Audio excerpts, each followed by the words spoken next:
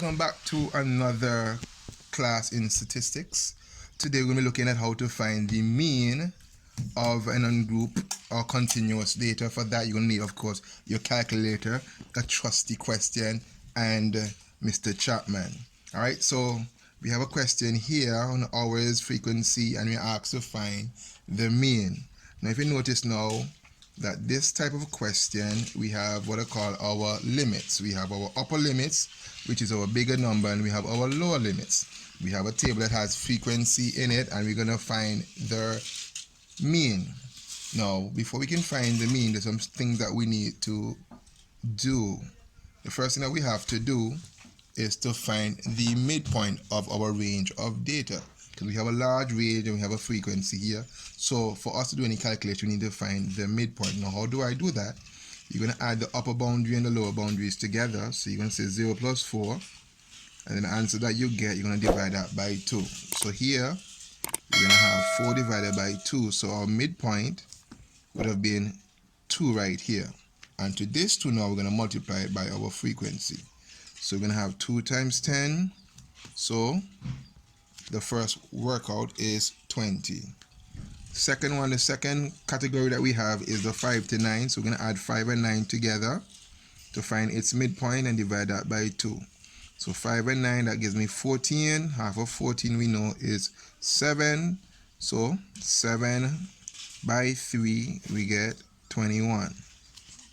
Next, 10 by 14. So 10 plus 14, we get 24. And 24 divided by 2 gives us 12. And the 12, we're going to multiply it by the frequency. Remember, frequency represents the amount of time a term is being represented. So 12 times 2, we get 24 over here. Here we have 15 plus 19, and so that we get, we're going to cut that in half. So 15 and 19 is 34. And half of 34 we know is 17. So it's 17 times our frequency, and that's going to give us our 340. And if you notice, I'm not using my calculator, so I'm going to be using my calculator for the next problem. So we have 20 plus 24. I'm going to divide that in half. So that's 44 divided by 2. So we're going to get 22 and multiply that by 16. So 22 times 16, we get 352. 25 plus 29 divided by 2. 25 plus 29, we get 54. 54 cut in half, we get that divided by 2, we get 27. So 27 times 9. 27 times 9, and we get 243.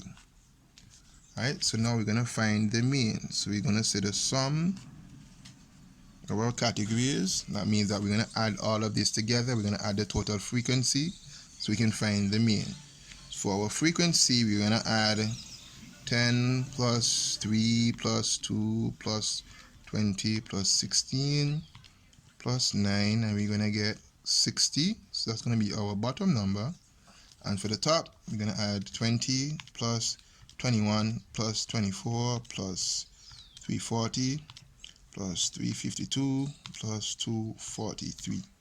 And we're going to get a flat 1,000. So 1,000 divided by 60, we get 16.66. So 16.66, that would be the mean of this distribution. Now from this question, there's other things that we can find out. We can find out something that is called the modal class. Now don't confuse mode with modal. Mode means one term. The modal class represents the category or the interval that has the highest frequency. So the modal class for this particular problem would be 20. So there you go, guys.